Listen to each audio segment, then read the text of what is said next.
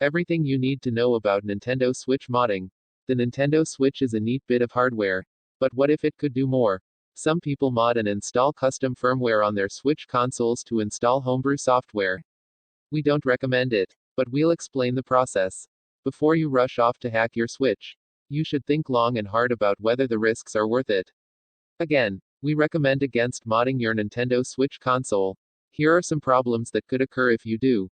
If you're still interested in learning about the process of modding a Nintendo Switch to run homebrew software, here's how people do it.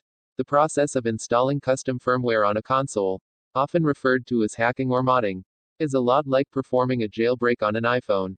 The ultimate goal is to install custom firmware on the device that removes the original manufacturer's restrictions.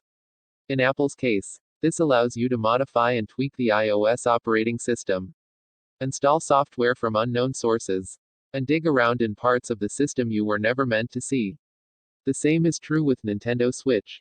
You're running a custom version of Nintendo's firmware. This means, in theory, it should maintain compatibility with first-party games and software while allowing you to use software from sources other than the eShop or a cartridge. Homebrew is a term used to describe user-contributed software. This software allows you to do things Nintendo never sanctioned. The most obvious of these is installing software from unscrupulous sources, including pirated games. You can install emulators on a modified Switch and play all manner of classic games from early home consoles, handhelds, and arcade cabinets. There are certainly issues with more modern, demanding platforms, like the Dreamcast. However, older platforms, like the SNES and Nintendo DS, work well. There's even a reliable Switch port of PCSX, an original PlayStation emulator. Switch modders have ported whole operating systems to the platform, including Ubuntu Linux, a version of Linux called Laka, which focuses on emulation, and a version of Android. The homebrew scene literally ported Mario 64 to the Switch. This is insane. pic.twitter.com/p8u3g5p. Since modding a console that's still under active development is very much a cat and mouse game, many homebrew apps focus on protecting the Switch from Nintendo's long arm. This includes apps for backing up and restoring save data, blocking automatic updates, updating your console safely, and making it easier to perform the same jailbreak in the future. The other reason you might think about modding your Switch is to have fun. If you get a kick out of taking things apart and seeing how they work, this might be for you. Maybe you enjoy the challenge or are interested in making your own homebrew applications. Nintendo Switch modding isn't for everyone. The majority of Switch owners who simply want to play a few games should avoid doing this entirely. Anyone who doesn't understand what he or she is doing should also think twice. If you don't have a good reason to jailbreak, don't bother. There's a small risk that in doing so, you'll break your Switch. If you only have one console, it isn't worth the risk. If you have a second one you won't mind losing, then at least you'll still have your main Switch if things go wrong. Unsurprisingly, Nintendo isn't fond of people installing homebrew on their consoles. Not only does it allow you to pirate games, but it also makes it possible to modify game files for an unfair advantage. For example, you can modify save files to fix high score tables, or install software like emulators, which Nintendo's been fighting for years. There's also a chance you could install malicious software since homebrew isn't vetted by Nintendo. If Nintendo detects custom firmware on your modified Switch, you could be permanently banned from online services. This has harsh consequences. You won't be able to access your library of legitimately purchased games on the eShop. You also won't be able to use Nintendo Switch Online anymore. This means you will be locked out of matchmaking and online communities in games like Mario Maker 2. Nintendo has proven it's prepared to apply hardware bans, blacklisting of a console, as well as account-level bans for various infractions. An account-level ban means you can start over and open a new account on the same console, but you'll lose all your purchases and any associated services. A hardware ban means you can never connect that Nintendo Switch console to online services again. Even if you do have a second Switch you're prepared to sacrifice, it's a good idea to scrub it of any mention of your main Nintendo account before you dip your toes into the homebrew scene. Not all Switch consoles can be hacked.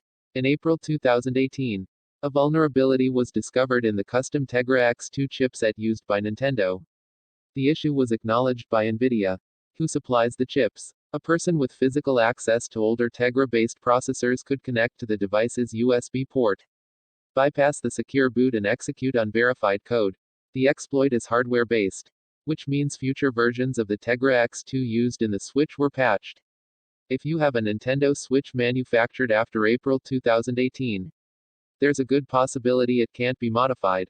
To find out for sure, you can check the serial number on the bottom edge of the unit near the charging port. Then, cross-reference your serial number with this thread on GBADM to see if it can be modded. There are 3 categories: unpatched, exploitable, patched, not exploitable, and possibly patched. If yours falls under the possibly patched category, you'll have to try the exploit and see if it works. Nintendo Switch Lite and the slightly updated Mariko consoles, released in August 2019, have also been patched, and thus can't be used with this exploit. If you do have an original unpatched Switch, you're in luck, since this is a hardware exploit tied to the specific chip used in the console. Nintendo can't patch it. Of course, you can also buy a Switch that can be hacked if you don't already have one. Just use the GBADM serial thread to cross-reference serial numbers with the patched and unpatched product lines. You can also test a console's vulnerability without harming it. If your Switch currently can't be patched, there's not much you can do. Keep an eye on the scene, though. Hackers are constantly coming up with new exploits. These include hardware modifications, like SX Core and SX Lite, for consoles that can't be hacked via other methods. A cable to connect your Switch, USB-C, with your computer, USB-A or USB-C, or Android device. If you're using it, the best exploit to use is known as Fusillade, which works with all versions of Switch firmware provided your Switch is exploitable. The other exploits, Nariba and Caffeine, are limited to particular firmware versions.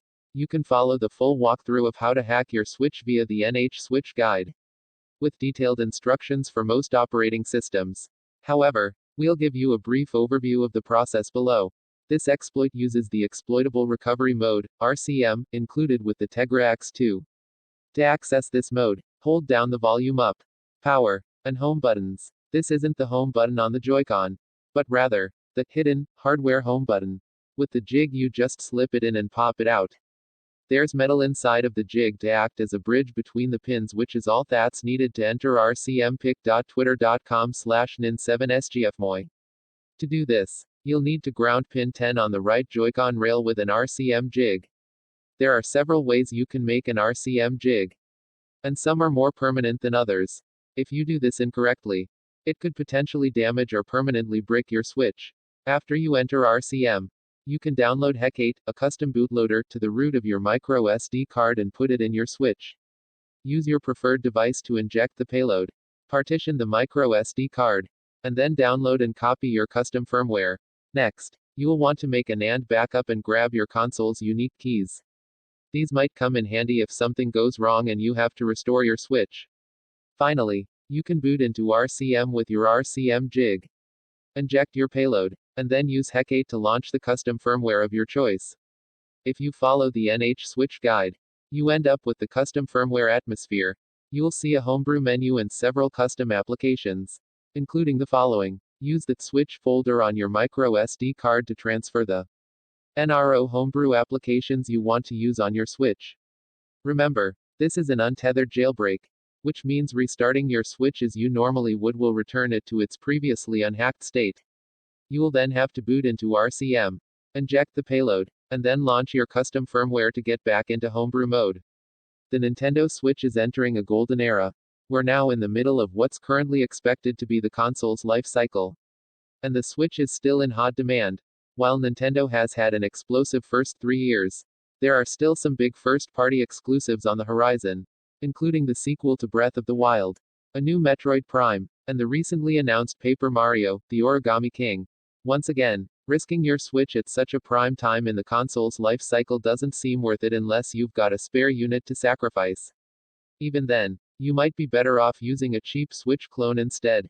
If you're desperate to mod something, how about the Switch dock? Instead, text source, howtogeek.com.